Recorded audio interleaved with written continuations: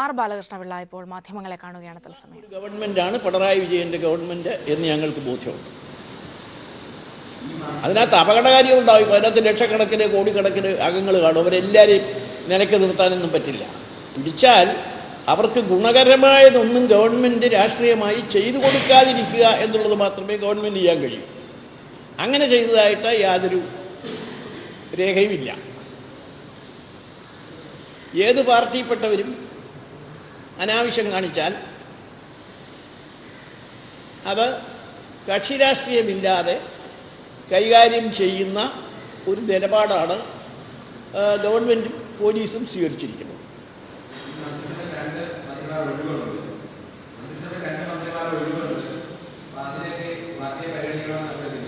ഞങ്ങളാരും അതിനൊന്നും ആവശ്യപ്പെട്ടില്ല. ഞങ്ങളങ്ങനൊന്നും ആവശ്യപ്പെട്ടില്ല. മന്ത്രിസ്ഥാനം ഞങ്ങളെ സംബന്ധിച്ചോളം അന്ന് തുടങ്ങിയപ്പോഴേ പറഞ്ഞു, നിങ്ങൾ ചിലരെങ്കിലും കാണും, അന്ന് ഞങ്ങൾ മന്ത്രിസഭ വിട്ടോ പറഞ്ഞു, ഞങ്ങൾ മന്ത്രിസ്ഥാനമല്ല. ഞങ്ങൾക്ക് വലുത് കേരളത്തിലെ ജനങ്ങളും കേരളത്തിൽ ഒരുമാതിരി സുതാര്യമായ ഒരു ഗവൺമെൻറ് ഭരിക്കുക എന്നുള്ളതുമാണ്. മന്ത്രിസ്ഥാനത്തേക്കാളൊക്കെ പ്രാധാന്യത, മറ്റതൊക്കെ അപ്രധാനമാണ്. അഴിമതി കൊണ്ട് സഹികെട്ട ഞാൻ ആ മുന്നണി ഇരിക്കുന്ന കാലത്ത് ദിവസം എത്ര പരാതി, ഞാൻ തന്നെ കൊടുത്ത പരാതികൾ അനുമതി ഇപ്പോൾ കേസായിട്ട് വരിക. ഞാൻ കോടതി കയറി ഇന്ന് ഒഴിവ് കൊടുക്കേണ്ടി വരുന്ന കേസുകളുണ്ട്. എല്ലാ നിയമനങ്ങൾക്കും വരെ, ട്രൈബ്യൂണലുകളുടെ നിയമനത്തിൽ വരെ കാശ് മേടിച്ച ഒരു ഗവൺമെൻറ്. 1975 മന്ത്രിയായ ആളാണ് ഞാൻ. ട്രൈബ്യൂണലുകൾ, നീതി ചെയ്യേണ്ട ട്രൈബ്യൂണലുകളുടെ നിയമനത്തിൽ പോലും പണം വാങ്ങി നിയമനം കൊടുത്തു എന്ന് ഭരിച്ചിരുന്ന കോൺഗ്രസിൻ്റെ അഭിഭാഷകരുടെ സംഘടന കോഴിക്കോട്ട് പരസ്യമായി പ്രമേയം പാസാക്കിയ ഒരു ഗവൺമെൻറ്. അങ്ങനെ ഒരു ഗവൺമെൻറ് പാടില്ല എന്നുള്ളതാണ് ഞങ്ങളുടെ അഭിപ്രായം.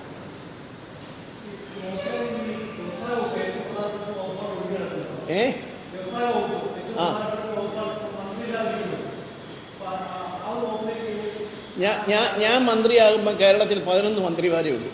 ഇപ്പോൾ 18 പേരുണ്ട്. എന്താ അതിനെപ്പറ്റി ഞാൻ പറഞ്ഞില്ല, എനിക്ക് പറഞ്ഞു എന്നുള്ളേ ഉള്ളൂ. അതായത് അതിനേക്കാൾ ഒരുപാട് ജോലികൾ താഴോട്ട് പോയിട്ടുമുണ്ട്. നമ്മുടെ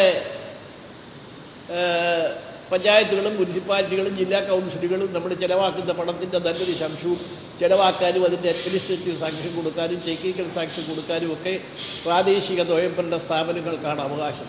അന്നത്തെക്കാൾ ജോലിഭാരം വളരെ കുറഞ്ഞു എന്നാണ് എൻ്റെ വിശ്വാസം. എല്ലാ ഫയലും മന്ത്രി കാണണമെന്ന് ഇവിടെ പറഞ്ഞിട്ടുണ്ട്. റൊട്ടീൻ ഫയൽസൊക്കെ സെക്രട്ടറി കണ്ടാൽ വെച്ചാൽ പോലെ, അണ്ടർ സെക്രട്ടറി കണ്ടാൽ മതി. നമ്മുടെ സെക്രട്ടറി നിയമം അതിന് അത് നാളെ രാവിലെ അങ്ങനെ എഴുതി കളയരുത്, അങ്ങനെ ഞാൻ പറഞ്ഞില്ല. കൂടുതലാന്ന് ഞാൻ പറഞ്ഞില്ല. പക്ഷേ മന്ത്രിമാർക്ക് വഹിക്കാവുന്ന ഭാരമൊക്കെ ഉള്ളൂ എന്നാണ് എൻ്റെ വിശ്വാസം.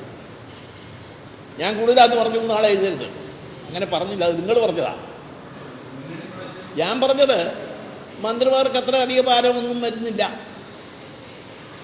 ചെയ്യാവുന്ന ജോലികളൊക്കെ ഉള്ളൂ. ഇനി ഒരു ഗുണമുണ്ട്, UDFൻ്റെ മന്ത്രിമാരെക്കാൾ കൂടുതൽ മന്ത്രിമാർ തലസ്ഥാനത്തുണ്ട്. അവർ പുതിയ ആളുകളാണ്. കുറച്ചുകൂടെ പരിചയവും കാര്യങ്ങളും കിട്ടിക്കഴിയുമ്പോൾ വർക്ക് കുറേ കൂടെ സ്പീഡിൽ പോകും.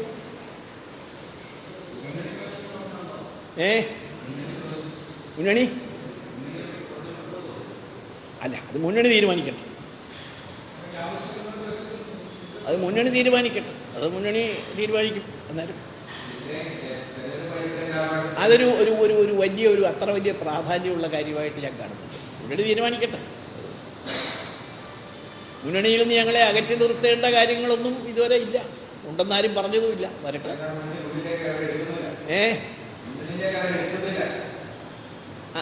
മുന്നണിയിൽ എത്തുന്നില്ലെന്നോ?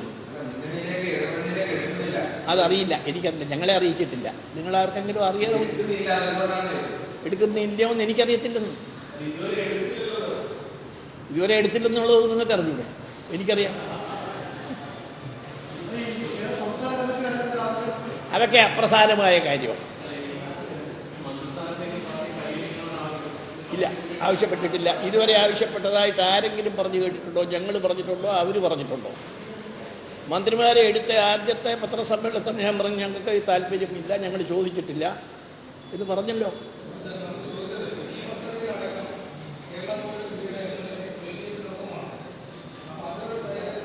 മിനിമം പരിപാടിയുടെ കാലത്ത് ചിലതൊക്കെ ചർച്ച ചെയ്തിട്ടുണ്ട്.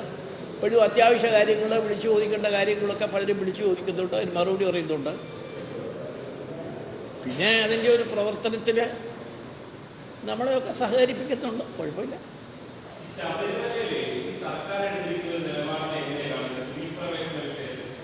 ഏത് വിഷയം? എവിടുത്തെ? ശബരിമലയിൽ. അതാണ് ഞാൻ പറഞ്ഞത്.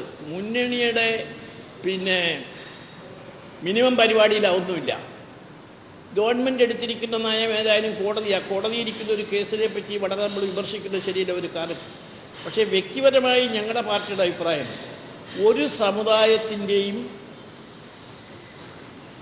ആധ്യാത്മികമായ നിലപാടുകൾ ഗവൺമെൻറ്റോ കോടതികളോ ഇടപെടുന്നത് ശരിയല്ല എന്നാണ് ഞങ്ങളുടെ നിലപാട്. അത് ചെയ്യേണ്ടത് പണ്ഡിതന്മാർ.